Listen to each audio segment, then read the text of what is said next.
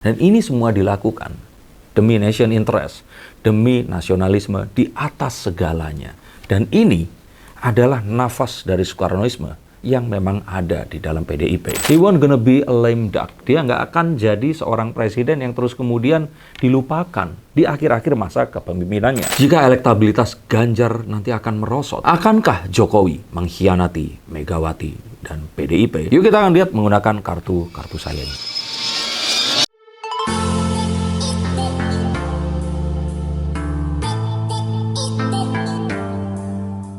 Halo Sensikers, kembali berjumpa bersama saya, Denny Darko. Tidak ada yang namanya misteri, yang ada adalah tanda-tanda yang kita semua coba untuk mengerti. Dinamika politik setelah merapatnya dua partai, Golkar dan PAN, sehingga ada 4 partai yang mendukung pencalonan Prabowo Subianto. Ini membuat elektabilitas Prabowo Subianto melejit dan saat ini dilaporkan berhasil melampaui elektabilitas dari Ganjar Pranowo. Apa yang bisa kita lihat dari fenomena ini?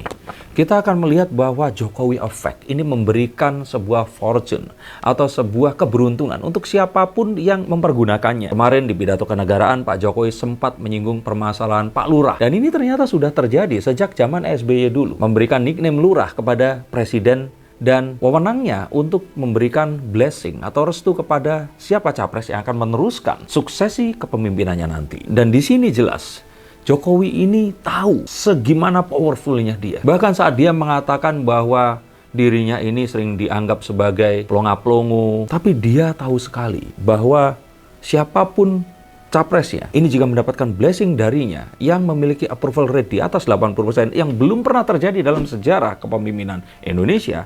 Ya saya nggak tahu ya Pak Harto saat itu memimpin sampai berapa kali periode itu, apakah approval rate-nya tinggi? Saya kira sih iya ya. Tapi mungkin di depan todongan bedil. Jokowi di sini ini kalau saya lihat ini tampak. Saya kira ini dia melakukan politik dua kaki dan memang sengaja ingin melambungkan elektabilitas Prabowo. Silahkan mau menyangkal atau mungkin channel-channel buzzer yang ingin mengcounter, tapi saya melihat hal ini terjadi. Dan jangan khawatir, saya bukan buzzer dan tidak dibayar. Saya murni simpatisan dan apa yang saya katakan ini adalah apa yang saya rasakan dan saya lihat. Betul saya masih mendukung Mas Ganjar. Tapi ini semua saya lihat dari apa yang merupakan penerawangan saya menggunakan kartu-kartu ini. Strategi All President Man ini semakin terlihat dan memang ini yang didisplay dan dilakukan oleh Jokowi. Dan tidak ada yang salah tentang ini. Bahkan dia melakukannya dengan sangat rapi, menyangkal di depan publik, dan ini benar-benar terjadi di balik layar. Dan ini semua dilakukan demi nation interest, demi nasionalisme di atas segalanya.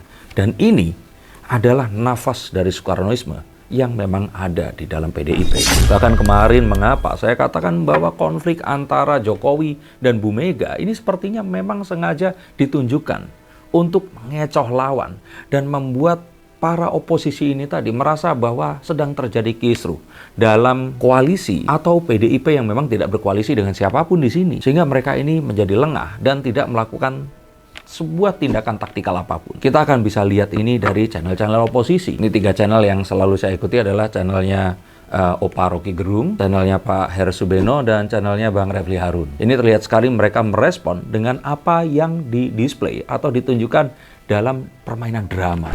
Kita akan mengetahui karena Jokowi ini jangan lihat dia dari penampilannya.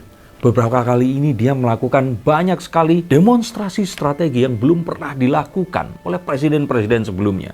Ya mungkin sekali 2 kali mungkin pernah ya. Demonstrasi perang psikologi, demonstrasi nabok silih tangan, demonstrasi penekanan politik yang seperti yang dilakukan oleh raja-raja Jawa yang sukses di masa silam. Dan mungkin inilah yang membuat dia ini approval rate-nya sangat-sangat luar biasa. Kita akan lihat bahwa Jokowi ini terlihat saat ini itu sibuk dengan kerja dan kerja dan kerja. Padahal saya pikir ya salah satu kerjanya adalah melakukan sebuah tindakan intelijen untuk mengcounter gerakan-gerakan yang ingin menggulingkan nasionalisme ini. Bahkan dia seakan-akan menyusun semua langkah untuk mengakhiri pemerintahnya ini dengan sangat indah. Baru saja kemarin di peringatan kemerdekaan RI, beliau mengumumkan kenaikan gaji dari ASN sebanyak 8% dan ini besar sekali. Dan para pensiunan yang dinaikkan 12%. Ini belum beliau yang seminggu sebelumnya meresmikan LRT, yang kita akan lihat sebulan ke depan nanti akan meresmikan kereta api cepat Jakarta Bandung, dan hal-hal yang lain yang akan menunjukkan bahwa Jokowi ini the man of legacy. Sekali lagi, tidak, demi Allah Rasulullah saya tidak dibayar untuk mengatakan ini. Tidak ada transferan apapun atau bisikan.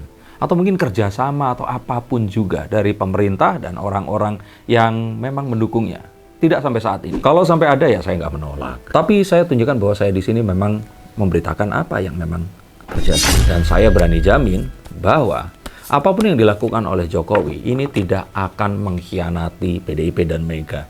Saya berani pastikan ini. Tidak akan ada pengkhianatan. Paling tidak itu yang ada di hatinya. Kalaupun ternyata orang melihatnya berbeda, itu adalah permasalahan yang lain. Saya melihat bahwa Pak Jokowi ini meskipun bukan kader dari usia muda seperti Gibran, tapi dia memiliki kesetiaan yang sangat besar. Tapi tentu saja kesetiaannya kepada nasionalisme, nilai dasar yang memang dianut oleh Bu Mega dan PDIP ini tadi. Dan mengapa hal itu? Karena saya melihat lagi bahwa jika ternyata nanti, meskipun elektabilitas dari Ganjar ini merosot, saya yakin Pak Jokowi tidak akan mengkhianati. Mengapa seperti itu? Karena beliau ini adalah the king of coin. Seseorang yang akan bisa mengguyurkan kesuksesan dan kemasyuran. Bukan artinya menyombong, tapi ini adalah sebuah asesmen dari masa lalu. Jika ternyata elektabilitas Ganjar ini sampai drop atau merosot, Pak Jokowi hanya perlu melakukan sebuah ucapan yang menunjukkan bahwa dia mendukung Ganjar Pranowo. Maka langsung simsalabim abrakadabra, semuanya akan berubah dan elektabilitasnya langsung akan melejit.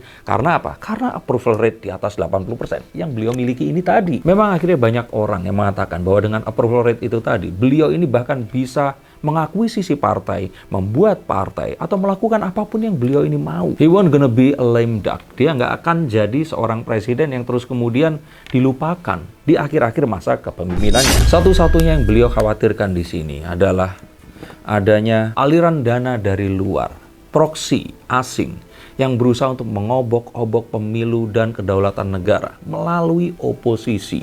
Seperti kita tahu, kita akhirnya terjajah oleh siapapun itu, Belanda atau VOC, selama 350 tahun adalah karena penjajah itu kita undang datang ke negeri ini. Penjajah ini diundang oleh oposisi atau orang-orang yang berusaha menggulingkan pemerintahan yang sah saat ini. Dengan perjanjian jika membantu dengan senjata atau pasukan, maka setelah kemenangan dari pemberontakan ini akan diberikan sebuah alokasi tanah untuk mereka bisa lakukan kolonialisme di dalamnya. Maka kita akan tahu bahwa pengkhianatan terbesar adalah pengkhianatan yang dilakukan oleh siapapun oposisinya yang menggunakan dana asing atau membarter kesetiaan dan nasionalisme mereka hanya demi kekuasaan yang sesaat. Maka nasionalisme harus ditempatkan di atas segalanya dan menghalangi cawe-cawe proksi asing untuk masuk ke Indonesia. Maka yang saya lihat apa yang dilakukan oleh Pak Jokowi dengan politik dua kaki dan semuanya ini tidak lain tidak bukan adalah untuk mendorong pemilu satu putaran saja akan terjadi nanti.